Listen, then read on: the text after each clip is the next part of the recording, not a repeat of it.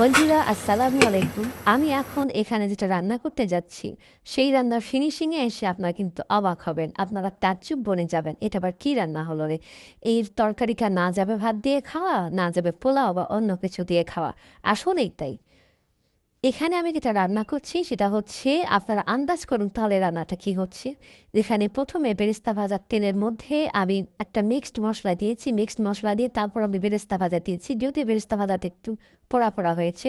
বেরেস্তা ভাজা দেওয়ার পর সেখানে স্বাদ মতো চিনি দিয়েছি, স্বাদ মতো চিনি দেওয়ার পর তারপর সেখানে টক দই দিয়েছি। টক দই দিয়ে একটু নেড়ে চেড়ে দিয়ে এই যে এখানে আমি মুরগির মাংস দিয়েছি। এই মুরগির মাংসটা হচ্ছে ব্রয়লার মুরগি, এখানে প্রায় 2 কেজির মতো মুরগির মাংস আছে। এই ব্রয়লার মুরগির মাংসটা দিয়ে আমি ভালো করে নেড়ে চেড়ে নিচ্ছি। দেখুন এখানে চমৎকার একটা গ্রেভি তৈরি হয়েছে। এখন মাংসটা সিদ্ধ হয়ে আসা পর্যন্ত আমি এই তরকারিটা একটু নেড়ে চেড়ে দেবো এবং ঢাকনা দিব, ঢাকনা খুলে আবার নেড়ে চেড়ে দেবো। তাতেই ঝোলটা কমে আসবে এবং চমৎকার একটা কালার চলে আসবে। বন্ধুরা এই যে দেখুন এখানে আমি 4টা কাঁচামরিচ দিয়েছি। অবশ্য আমার ফ্রিজে কাঁচামরিচ ছিল না, এই 4টাই ছিল, তাই 4টাই দিয়েছি। এখন ঢাকনা দেওয়ার পর এই যে ঝোলটা কমে এসেছে। এখানে আর ঝোল নেই, এগুলো যা আছে সব হচ্ছে মশলা, এবং মশলার উপর তেল উঠে আসছে এবং চমৎকার একটা কালার চলে আসছে।